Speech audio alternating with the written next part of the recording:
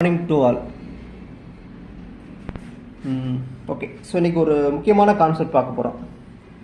ஆக்சுவலாக ஹோமோமார்ஃபிசத்தில் இந்த கவுண்டிங் ப்ராசஸில் ஒரு கொஸ்டின் கண்டிப்பாக கேட்குறாங்க எல்லா எக்ஸாம்லேயும். சரி பாருங்கள் என்னென்ட்டு.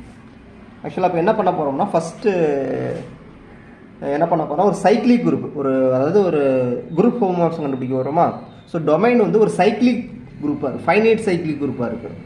ஓகேங்களா, கோடொமைன் வந்து ஒரு ஃபைனைட் குரூப்பாக இருக்குது. ஸோ இந்த மாதிரி இருக்கிறதுக்கு எப்படி கண்டுபிடிக்கலாம், அதான் ப்ராசஸ். டொமைன் வந்து ஒரு ஃபைனைட் சைக்ளிக் குரூப், அதாவது செட் அண்ட் ஃபார்மேட்டில் இருக்கும். கோடொமைன் வந்து ஒரு ஃபைனைட் குரூப். ஓகேங்களா, ஸோ இந்த மாதிரி இருக்கும்போது நமக்கு ஹோமோமார்ஃபிசம் கண்டுபிடிக்க ரொம்ப சிம்பிளான ப்ராசஸ் இருக்குது. ஸோ இதுதான் இருக்கிற ஈஸியான வே. டொமைன் வந்து சைக்ளிக் குரூப்பாக இருந்து கோடொமைன் வந்து ஒரு ஃபைனைட் குரூப்பாக இருந்துச்சுன்னா ஹோமோமார்ஃபிசம் கண்டுபிடிக்க ரொம்ப ரொம்ப ஈஸி. ரைட்டுங்களா? ஸோ அதர்வைஸ் கொஞ்சம் கஷ்டம். சரி பார்ப்போம். ஸோ இதுக்குள்ளே இருக்கிறதுல ஈஸியான ப்ராசஸ் இது. ஸோ மேக்ஸிமம் இந்த மாதிரிலே கொஸ்டின் செட் பண்ணிடுவாங்க. ரைட், பார்ப்போம். ஆக்சுவலாக அந்த குரூப் தியரினா என்னென்னு கரெக்டாக தெரிஞ்சவங்க. ரைட் ரைட் இப்போ பாருங்களேன். இப்போ group homomorphism from set 4 to set 8. இப்போ செட் 4ங்கிறது ஃபைனைட் சைக்ளிக் குரூப்பு. ஸோ இதை பற்றி எனக்கு கவலை இல்லை. ரைட்டா, எனக்கு இதை பற்றி எனக்கு கவலை இல்லை. சரிங்களா, எனக்கு செட் 4 டொமைன் வந்து சைக்ளிக் குரூப்பாக இருக்கணும். அவ்வளோதான் மெயின் கான்செப்டே தான். டொமைன் வந்து ஒரு சைக்ளிக் குரூப்பாக இருந்தால் ஸோ அந்த கொஸ்டினை வந்து நான் ஈஸியாக அட்டன் பண்ணி என்னால் ஆன்சரை கொண்டு வர முடியும். இதுதான் என்னோட இது. ரைட்டுங்களா, இப்போ டொமைன் வந்து ஒரு ஃபைனைட் சைக்ளிக் குரூப்பாக இருந்தால் ஹோமோமார்ஃபிசம் கண்டுபிடிக்க ரொம்ப ஈஸியான ப்ராசஸ். ஓகே, சரி இப்போ பைங்கிறது எடுத்துக்குமே. பைங்கிறது செட் 4 டு இது அடிஷன் மாடுல 4, இது addition modulo 8 be a group homomorphism. Right, இப்போ நம்ம ஆல்ரெடி சொல்லியிருப்பேன் ஹோமோமார்ஃபிசம் என்ன தெரியும், அந்த இது ஒரு இது சொல்லியிருப்பேன். Order of f of a divides order of ஏன்னு சொல்லியிருப்பேன். For every a belongs to G provided this two order are finite அப்படின்னு சொல்லியிருப்போம். ஸோ எந்த ஒரு எலமெண்ட்டுக்கு ட்ரூ. ஓகேங்களா, ஸோ இதில் என்ன பண்ணுறேன்னா எந்த எலமெண்ட்டுக்கு ட்ரூ நான் என்ன செய்கிறேன்னா, ஸோ ஒன்றுங்கிறது செட் 4க்கு செட் 4க்கு ஜென்ரேட்டராக இருக்கும். ஸோ அதை வச்சு நான் சம பிடிச்சி போயிடுவேன். ஸோ ஒன்றுங்கிறது ஜென்ரேட்டர் ஆஃப் செட் 4. ஸோ ஒன்றுங்கிறது generator of any cyclic group செட்டன். ஓகேங்களா, ரைட். ஸோ இப்போ நான் அந்த 1 வச்சு பண்ணுறேன். இப்போ ஆர்டர் ஆஃப் 1 என்ன தெரியும். ஸோ ஆர்டர் ஆஃப் 1 அந்த 1ங்கிறது இங்கே உள்ள எலமெண்ட்டு. அப்போ இதோட ஆர்டர் என்ன வரும், 4, ஏன்னா ஜென்ரேட்டர். ஓகே, இப்போது order of phi of 1 divides 4. அப்போது என்னென்ன பாசிபிலிட்டிஸ் இருக்கும், 4 டிவைட் பண்ணுற பாசிபிலிட்டிஸ் 1 இருக்கலாம், 2 இருக்கலாம், 4 இருக்கலாம் தான் போட்டிருக்கேன், அண்டு போடல, இருக்கலாம். இதில் சம் ரிஜெக்ஷன் வரலாம். ரைட், ஸோ இப்போ இது இருக்க வாய்ப்பு இருக்கலாம் பார்ப்போமா. ஆர்டர் ஆஃப் பை ஆஃப் 1 இருக்குமா, கண்டிப்பாக இருக்கும், ஏன்னா ஐடென்டி எலமெண்ட்டு. இங்கே உள்ள ஆர்டர் 1. ஓகே, பை ஆஃப் 1 வந்து 0ங்கிறது இங்கே உள்ள எலமெண்ட்டு, இங்கே உள்ள ஐடென்டி எலமெண்ட். ரைட்டுங்களா, ரைட். இப்போ பை ஆஃப் எக்ஸ் என்ன இதெல்லாம் 0ன்னு வந்துடும். பை ஆஃப் எக்ஸ் வந்து 0 ட்ரிவியல் ஹோமோமார்ஃபிசமாக வந்துடும். ஏன்னு தெரியுமா உங்களுக்கு? இப்போ பார்ப்போமா. சரி, இப்போ பை ஆஃப் எக்ஸ் எப்படி எழுதலாம், பை ஆஃப் எக்ஸ் எப்படி எழுதலாம், பை ஆஃப் 1 + 1 + 1 + 1 எக்ஸ் டைம்ஸ் எழுதிக்கலாமா. அப்போ என்ன வந்துடும்,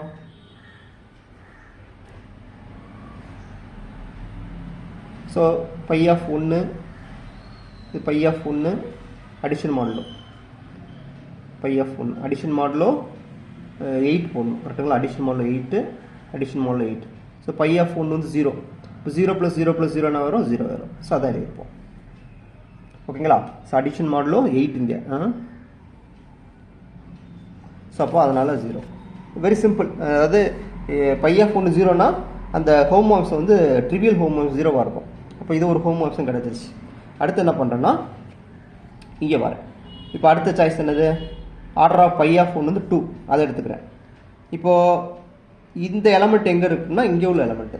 அப்போது ஆர்டர் 2ல் இங்கே எத்தனை எலமெண்ட் இருக்குன்னு நம்ம பார்க்கணும், என்னென்னு பார்க்கணும். இப்போ ஆர்டர் 2ல் இங்கே எத்தனை எலமெண்ட் இருக்கும், இந்த எழுதியிருக்கேன் பாருங்கள். ஸோ செட் 8ல் உள்ள எலமெண்ட்ஸ் 0, அதெல்லாம் ஒவ்வொரு கிளாஸு, ஈக்குவலன்ஸ் கிளாஸு. 0 1 2 3 4 7 இருக்கா. இதோட ஆர்டர் 1, இதோட ஆர்டர் 8. ஆக்சுவலாக சைக்ளிக் குரூப். ஸோ இதோட ஆர்டர் வந்து 1, இது 8 ஆயிரும். இப்போ 8 ரிலேட்டிவ்லி பிரைம்ஸ் ஆர் 3, அது order 8, order 8, order 8. Not relative prime கண்டுபிடிக்கணும். சரிங்களா, 2க்கு 4 வந்துடும், 4க்கு 2 வந்துடும், கரெக்டாக தானே 4 + ஓகே 6க்கு 4 வந்துடும் ரைட்டா. இதுதான் செட் 4ல் உள்ள எலமெண்ட்டோட ஆர்டர்ஸ் மேலே எழுதியிருக்கேன் பார்த்தீங்களா. இப்போ ஆர்டர் 2 இருக்கிற இது எத்தனை இருக்கும், ஆர்டர் 2ல் 1 ஒன்றே ஒன்று தான் இருக்குது. அப்போ ஆர்டர் ஆஃப் 1 வந்து என்னது 4. ஓகே, பை ஆஃப் எக்ஸ் என்ன பண்ணிக்கலாம் 4x எழுதிக்கலாம். இங்கே சொன்னேன்ல இதே தான் கான்செப்ட். ஆக்சுவலாக என்னென்னா அது சொல்ல மாட்டேன். Phi of x is equal to x phi of 1. இதுதான் நம்மளோட ஹோம் மார்க்ஸ் மேப்பிங். இதை வச்சு நம்ம கவுண்டிங் ப்ராசஸ் ஸ்டார்ட் பண்ணுவோம். ஸோ ஒன்று தானே, கரெக்டாக தானே. ஓகே, பை ஆஃப் எக்ஸ் இந்த மாதிரி நம்ம எழுதிக்கலாம். பை ஆஃப் எக்ஸை நான் 1 வந்து எக்ஸ் டைம்ஸ் எழுதும்போது பை வந்து ஹோம் மார்க்ஸ் அப்படி எழுதிக்கலாம். ஸோ அப்போ இந்த மாதிரி பை ஆஃப் 1 வச்சு தான் நம்பர் ஆஃப் ஹோம் மார்க்ஸை நான் கண்டுபிடிப்பேன். சரிங்களா. ஃபஸ்ட்டு என்ன பண்ணியிருப்போன்னா இதில் அப்ளை பண்ணுங்கள். பை ஆஃப் எக்ஸு எழுதுங்க.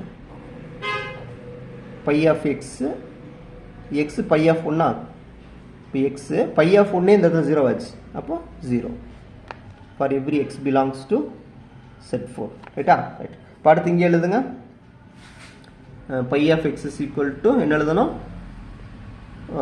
எக்ஸு பை ஆஃப் 1க்கு 4 வருமா. அப்போ 4x நான் இங்கே இந்த இடத்துல எழுதிட்டேன். சரிங்களா. ரைட். அப்போது இது வந்துடுச்சு. ஸோ எனக்கு ஹோம் மார்க்ஸுமே எனக்கு மேப்பிங்கே நான் கண்டுபிடிச்சிட்டேன். ரைட்டுங்களா. Right right. ஓகே, அடுத்து என்ன பண்ண போகிறேன். ரைட். இப்போது இதில் ஒரே ஒரு எலமெண்ட்டு தான் இருக்குது, அதனால் 1 வந்துடும். அடுத்து என்ன பண்ண போகிறேன்னா இந்த பாசிபிலிட்டி 4க்கு வரேன். 4க்கு வரும்போது வி ஹாவ் ஆர்டர் 4 இருக்கிற மாதிரி 2 எலமெண்ட் இருக்கும். ஓகே, அப்போ 2 ஹோம் மார்க்ஸும் கிடைக்கும். அவ்வளோதான். ஸோ இது ஒன்று இது ஒன்று, இதை வச்சு ஒரு ஹோம் மார்க்ஸும் இதை வச்சு ஒரு ஹோம் மார்க்ஸும். அப்போ மொத்த எத்தனை ஹோம் மார்க்ஸும் அவ்வளோதான். Very simple. ஓகேங்களா. ஸோ இப்போ இதை வச்சு எனக்கு ஒரு ஹோம் மார்க்ஸும் கிடச்சிருச்சு. 1 சரி இது இல்லை இது, அப்புறம் 2 3 4. அப்போ நம்பர் ஆஃப் ஹோம் மார்க்ஸ் வந்து 4. சரிங்களா. Right right. இப்போ நம்பர் ஆஃப் நான் ட்ரிவியல் ஹோம் மார்க்ஸ்னு அர்த்தம்னா இந்த 0 ட்ரிவியல் ஹோம் மார்க்ஸை தவிர மிச்சம் இருக்குதுங்களா. அப்போ 4 - 1 3. ஆன் டூ ஹோம் மார்க்ஸும் இருக்குமா, ஆன் டூ இருக்காது. ஏன்னு பாருங்கள், ஆன் டூ இருக்குன்னு அர்த்தம் நமக்கு எலமெண்ட்ஸ் வந்து இங்கே பாருங்கள், இது ஃபைனைட் குரூப், இது ஒரு ஃபைனைட் குரூப், இது ஒரு ஃபைனைட் குரூப். ஸோ கார்டினாலிட்டி எனக்கு என்னது கோடொமைனில் அதிகமாக இருக்குது. அப்படி இருந்தால் ஆன் டூ மேப் வராது. நான் ஆல்ரெடி முன்னாடியே சொல்லியிருக்கேன், என்னோடய வீடியோஸில் சொல்லியிருப்பேன். சரிங்களா. ஸோ அதனால் ஆன் டூ மேப் வராது. 1 to 1 மேப் வருமா. 1 to 1 வந்து நீங்கள் செக் பண்ணிக்கோங்க. இது இருக்குது 4 ஹோம் ஒர்க்ஸும் கொடுத்துட்டேன். எது வந்து 1 to 1 வரும்னு நீங்கள் ஈஸியாக செக் பண்ணிக்கலாம். சரிங்களா. அது நீங்கள் என்னென்னு பார்த்துட்டேன்னு சொல்லுங்கள். ஐசோமார்க்ஸ் வருமா, வராது. ஏன்னா இதோட கார்டினாலிட்டி 4, இது கார்டினாலிட்டி 8. இப்போ நம்பர் ஆஃப் ஐசோமார்க்ஸ் வந்து 0. 1 to 1 மட்டும் எனக்கு கவுண்ட் பண்ணி சொல்லுங்கள். 1 to 1 கவுண்ட் பண்ணால் அந்த ப்ராசஸ் போகக்கூடாது. நம்ம இந்த ஃபங்க்ஷன் டிஃபைன் பண்ணியிருக்கேன் பார்த்தீங்களா. ஸோ இது வந்து 1 to 1 வராது. சரிங்களா. இந்த 0 மேப் வந்து 1 to 1 வராது. இந்த 4x வந்து 1 to 1 மேப் வருமா, 2x 1 to 1 மேப் வருமா, 6x 1 to 1 மேப் வருமானு இந்த 3 ஃபங்க்ஷன் மட்டும் செக் பண்ணுங்கள். சரிங்களா.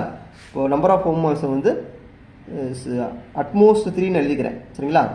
எக்ஸாக்டாக என்னன்னு நீங்கள் பார்த்து போட்டுக்கோங்க. ஓகே, நான் சொல்ல வந்தோம்னா நம்ம என்ன சொல்ல வந்தோங்கிற இது முடிஞ்சிடும். சரி, இப்போ நீங்கள் என்ன பண்ணுறீங்கன்னா, இப்போ இது ஒரு சம் போட்டேன். இப்போ நீங்கள் என்ன பண்ணணும்னா, இப்போ இதே மாதிரி சம் என்ன பண்ணலாம் நீங்களே ஒரு சொல்லுங்கள். இப்போது ஹோம் மார்க்ஸும் from phi set 6 to set 10 போடலாமா. Set 6 to set 10. இப்போது என்ன பண்ணணும், நான் ஷார்ட்டாக எழுதுறேன். ஹோம் மார்க்ஸ் தான் கண்டுபிடிக்க போகிறேன். சரியா. இப்போது order of phi of 1 divides order of 1. 1ங்கிறது இதோட ஆர்டர் 6 வந்துடும். அப்போது ஆர்டர் ஆஃப் பை ஆஃப் 1 என்னென்ன பாசிபிலிட்டிஸ் இருக்கும், டிவைசஸ் 1 R2 R3 R6.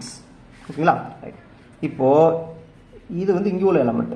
சரிங்களா. Set 6 addition modulo 6 addition modulo 10. ஓகேங்களா.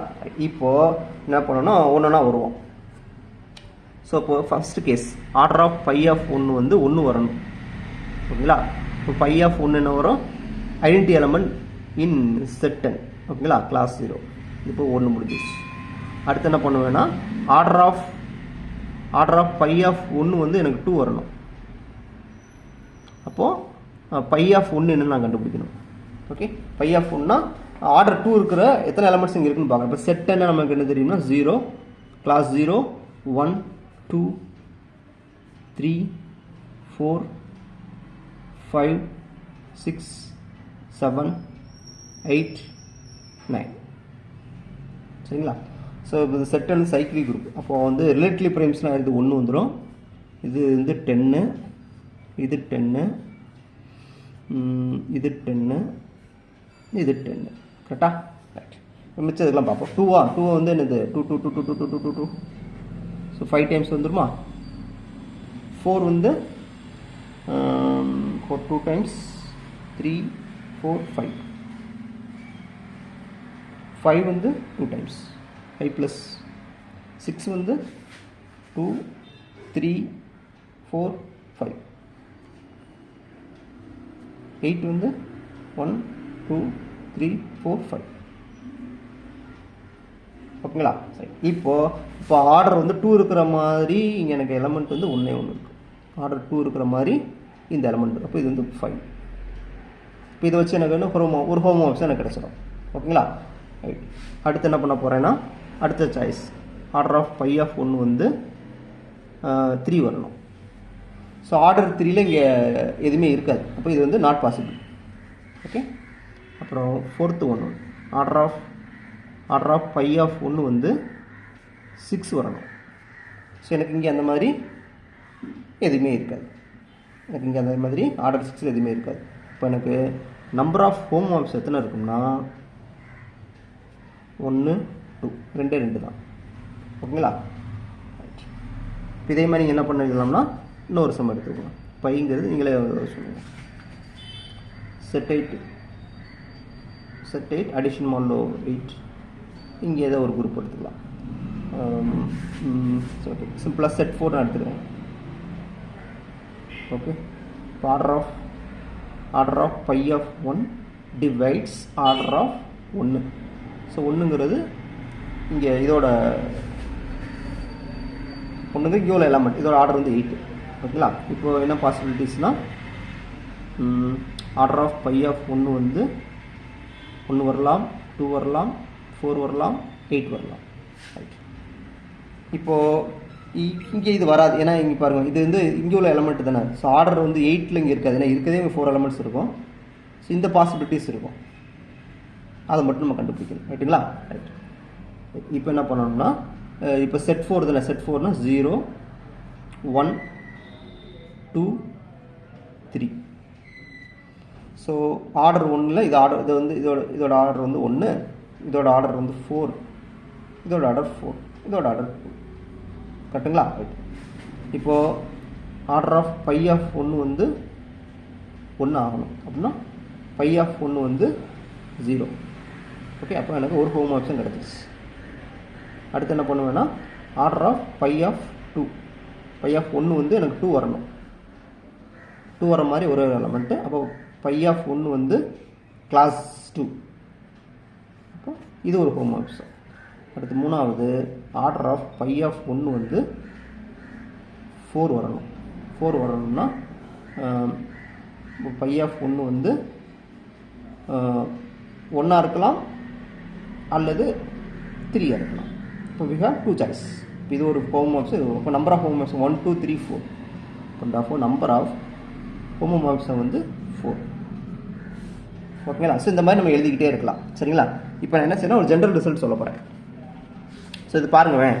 இப்போ ஜென்ரல் ரிசல்ட் பாருங்கள். இப்போ set 4 to set 8.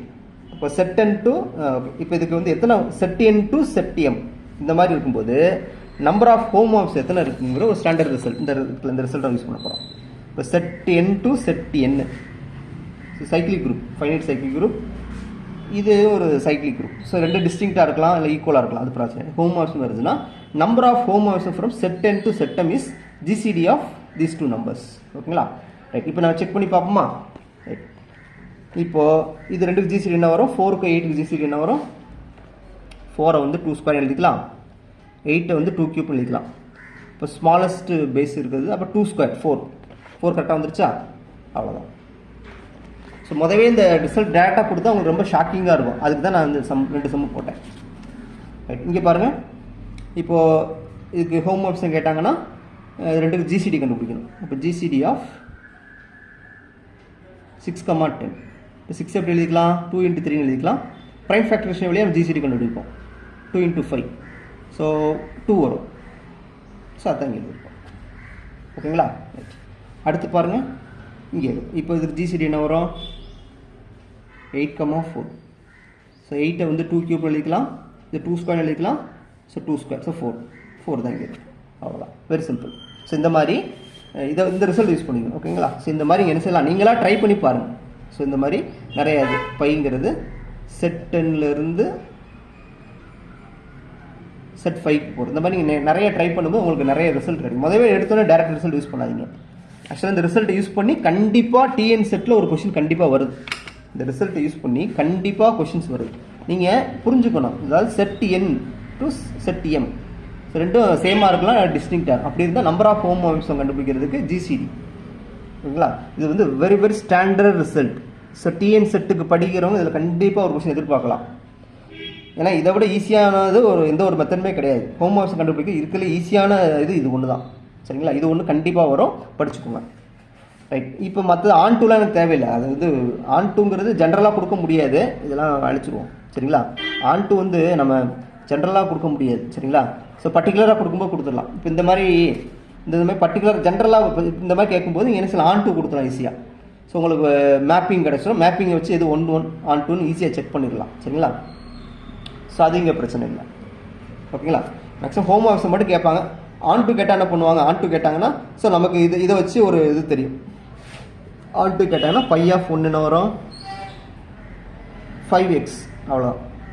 By of X வந்து 5xன்னு எடுத்து நீங்கள் பண்ணணும். ஓகேங்களா? இப்படி எடுத்து பண்ணணும். ஸோ அது பின்னாடி பார்க்கலாம். சரிங்களா? இது ஒரு ரிசல்ட். அப்புறம் என்ன பண்ண போகிறோம்னா அதே மாதிரி ஜென்ரல் ரிசல்ட். இப்போ செட் என். ஓகேங்களா? அதே மாதிரி இங்கே ப்ராடக்ட் ஃபார்மில் இருக்குது. இப்படி இருந்துச்சுன்னா இது ஹோமோமார்ஃபிசம் எத்தனை இருக்கும்னா ஜிசிடி ஆஃப் எம் அண்டு என்,கே. அவ்வளோதான் ரெண்டோட ப்ராடக்ட். சரிங்களா? இப்போ அதே மாதிரி ஹோமோமார்ஃபிசம் ஃப்ரம் இந்த மாதிரி கொடுத்தாங்கன்னா ஃபஸ்ட்டு இது ரெண்டுக்கு ஜிசிடி, சாரி இங்கே இருக்கும், இது ரெண்டுக்கு ஜிசிடி, அப்புறம் இது ரெண்டுக்கு ஜிசிடி. அதை ரெண்டே அப்படியே ப்ராடக்ட் ஃபார்ம் எழுதிக்குவோம். சரிங்களா? அதே மாதிரி இப்படி கேட்டாங்கன்னா அதே தான் சேம். ஃபஸ்ட்டு இது ரெண்டு, இதை வச்சு ஒரு ஜிசிடி கிடைக்கும், இதை வச்சு ஒரு ஜிசிடி, இதை வச்சு ஒரு ஜிசிடி, இது ஒரு ஜிசிடி. அவ்வளோதான். இப்போ ஜென்ரலாக இந்த ரிசல்ட் முடிச்சிட்டோம். சரிங்களா? ஸோ இதே மாதிரி நீங்கள் எக்ஸ்டெண்ட் பண்ணிக்கலாம். சரிங்களா? அப்போது ஸோ ஓகே. அடுத்து ஒரு சொல்கிறது புரியுதுங்களா? அடுத்து ஒரு important very very very very standard examples. அடுத்து number of homomorphism from set plus to set plus. ஓகேங்களா? Set plus to set plus வந்து எத்தனை கொடுக்க முடியும்னு பார்ப்போமா? இப்போது பைங்கிறது செட் ப்ளஸ் டு செட் ப்ளஸ்க்கு போகக்கூடிய ஹோமோமார்ஃபிசம். இப்போ எத்தனைன்னு பார்க்கணும். இதை நான் அதேமாதிரி போன சம்மர் phi of x is equal to இங்கே என்னது சைக்கிளிக் குரூப்பாக இருக்கும், ஜென்ரேட்டர் 1 தானே? ஓகே. இப்போ நான் எக்ஸ் இன்ட்டு பை ஆஃப் 1 அதை எழுதிக்கலாம். அப்போ இந்த பை ஆஃப் 1 வச்சு நான் என்ன செஞ்சிருவேன், இதை எழுதிடுவேன். சரிங்களா? சரி, இங்கே பாருங்கள். இப்போ இப்படி கொடுத்தாச்சா? ஆக்சுவலாக இந்த பை ஆஃப் 1 தான் கேன்னு எடுத்திருப்பேன். பை ஆஃப் 1 தான் கே. ஏன்னா இந்த எலமெண்ட் வந்து ஒன்று வந்து எது கூடனாலும் மேப் பண்ணலாம். சரிங்களா? ஸோ இந்த லாஜிக்கில் அது கேன்னு எடுத்திருப்போம். இது ஆல்ரெடி நான் ஹோமோமார்ஃபிசம் கொடுக்கும்போது பெஸ்ட் எக்ஸாம்பிளாக கொடுத்துருப்பேன். ஸோ இந்த மாதிரி ஹோமோமார்ஃபிசம் கொடுக்கும்போது பை ஆஃப் எக்ஸ் கேஎக்ஸ்னு கொடுத்துருப்பேன். For every x belongs to set. கேங்கிறது எனி ஃபிக்ஸ்டு இன்டிஜர். முக்கியமானது, ஒவ்வொரு கேக்கும் ஒவ்வொரு ஹோமோமார்ஃபிசம் கிடைக்கும். இப்போ எவ்வளோ கே இருக்குது? there are infinitely many k, therefore infinitely many homomorphism. அவ்வளோதான் ஆன்சர். சிம்பிள். இப்போது புரியுதுங்களா? இதான் முக்கியமானது. ஒவ்வொரு கேக்கும் ஒவ்வொரு ஹோமோமார்ஃபிசம் கிடைக்கும். அப்போ நம்பர் ஆஃப் ஹோமோமார்ஃபிசம் வந்து இன்ஃபினிட்டி. ஓகேங்களா? Next okay. ஆன்2 கண்டுபிடிக்கலாமா? ஆன்2 என்ன வரும்? 2 தான் வரும். இந்த மாதிரி இருக்கிறது தான். இது ஒரு ஹோமோமார்ஃபிசம் ஆன்2வாக இருக்கும், இது ஒன்று ஆன்2 வரும். மற்றபடி எது எடுத்தாலும் ஆன்2 வராது. அப்போ நம்பர் ஆஃப் ஆன்2 ஹோமோமார்ஃபிசம் வந்து 2. 1-to-1 வருமா? 1-to-1 வரும். எல்லாமே இங்கே 1-to-1 தான். சரிங்களா? there are infinitely many on2 homomorphism, 1-to-1 homomorphism. Isomorphism வருமா? இது 2 தான். சரிங்களா? இது 2 மட்டும்தான் என்னது ஐசோமார்ஃபிசமாக இருக்கும். அப்போ R2G. சரியா? ஆட்டோமார்ஃபிசம் செட்டு வந்து அதாவது இப்படி எழுதலாம். ஆட்டோமார்ஃபிசம் ஆஃப் செட்டு வந்து இஸ் ஐசோமார்ஃபிக் டு செட் 2. சரிங்களா? இப்போ இது கார்டினாலிட்டி கேட்டாங்கன்னா 2. சரிங்களா? ஸோ இது முக்கியமாக, இது 3மே முக்கியமான ரிசல்ட். 4 ரிசல்ட் அப்படியே படிச்சுக்கோங்க. டிஎன் செட்டு படிக்கிறவங்க 4 ரிசல்ட். செட்டுக்கும் இடையில எத்தனை ஹோமோமார்ஃபிசம் கொடுக்க முடியும்? ஆன்2 ஹோமோமார்ஃபிசம் எத்தனை கொடுக்க முடியும்? 1-to-1 ஹோமோமார்ஃபிசம் எத்தனை கொடுக்க முடியும்? Isomorphism automorphism. இதுதான் முக்கியம். இது இப்படி மாற்றி கேட்பாங்க. Number of automorphism on set plus is 2. Then automorphism அர்த்தம் அது அந்த ஒரு குரூப்புக்கும் அதே குரூப்புக்கும் போகக்கூடிய ஐசோமார்பிசம். சரிங்களா? ஸோ இதெல்லாம் ஸ்டாண்டர்ட் ரிசல்ட். ஸோ இந்த ரிசல்ட் ஞாபகம் வச்சுக்கோங்க. இந்த ரிசல்ட் ஞாபகம் வச்சுக்கோங்க. டிஎன் செட்டுக்கு படிக்கிறவங்க. அடுத்த ஒரு ஜென்ரல் ரிசல்ட்டு இது பாருங்க. So number of homomorphism from set plus to set n. So n வரும். நம்பர் ஆஃப் இது வந்து பின்னாடி நான் ரிசல்ட் வரும்போது சொல்கிறேங்க. Okay, set plus to set n வந்து n வரும். ஓகேங்களா? அது எப்படின்னு கேட்டிங்கன்னா அது ஒரு பெரிய ப்ராசஸ்ஸு. ஓகே, இப்போ நான் உங்களுக்கு சிம்பிளாக புரியுறதுக்காக ஒரு எக்ஸாம்பிள் போடுறேன் பாருங்கள். ஆக்சுவலாக இது வேறு கான்செப்டில் போகும். சரி, இப்போதைக்கு ஞாபகம் வச்சுக்கணும். பின்னாடி சொல்கிறேன்.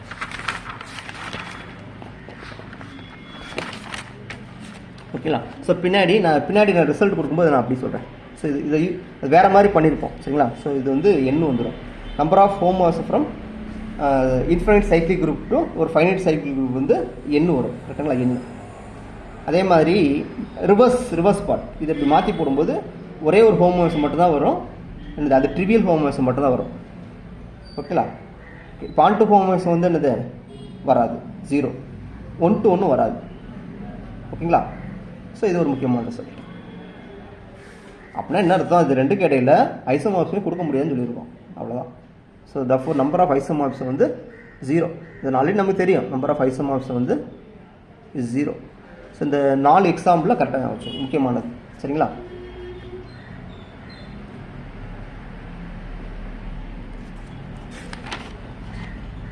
ஓகே, ரிமைனிங் வந்து நம்ம நெக்ஸ்ட் கிளாஸ் பார்க்கலாம். ஓகே, தேங்க்ஸ் ஃபார் வாட்சிங்.